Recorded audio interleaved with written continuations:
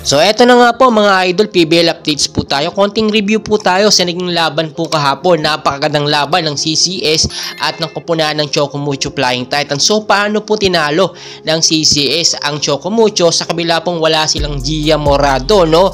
At nakita nyo, ang Chocomucho merong CC Rondina, which is alam naman natin nakapagbigay ng karangalan ng BTB Cup, no, sa international tournament. So nakita natin yung starting 6 lineup ng CCS, which is si Kyle Negrito, si Risa Sato, Panaga, Gumabaw, Tots Carlos at Gemma Galanza. Wala po dyan sa starting 6. Ito pong si Alyssa Valdez natin. Nakapaglaro pa si Alyssa, no, doon sa pang 4th set, sa last set pa, which is ang ganda ng performance din at hindi talaga kumukupas. So nakita po natin dito yung ginawang sistema ni Coach Sharon Meneses kung paano tinalo ang Chocomucho. Nandun po yung consistency. Naging kalmado sila sa kabila po ng kahit walang Gia Morado. Alam niyo si Gia Morado, napakalaking bagay po niya, no.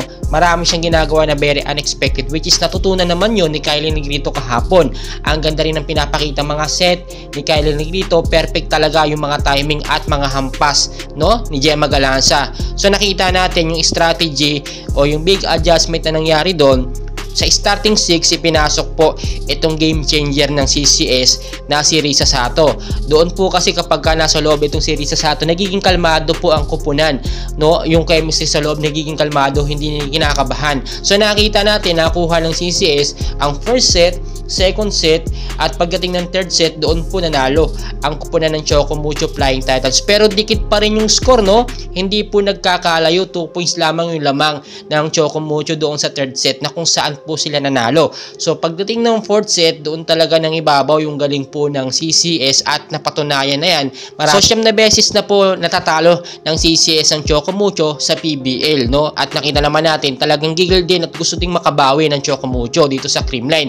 Pero hanggat hindi po nila binabago yung kanilang sistema at maganda pa rin ang chemistry ng CCS, mahihirapan po talagang talunin ng CCS ng Chocomucho Flying Titans. So napakagandang laban kahapon at talagang very satisfied tayo, lalo na ang mga loyal fans ng CCS, kaya din ang mga loyal fans ng Chocomucho Flying Titans.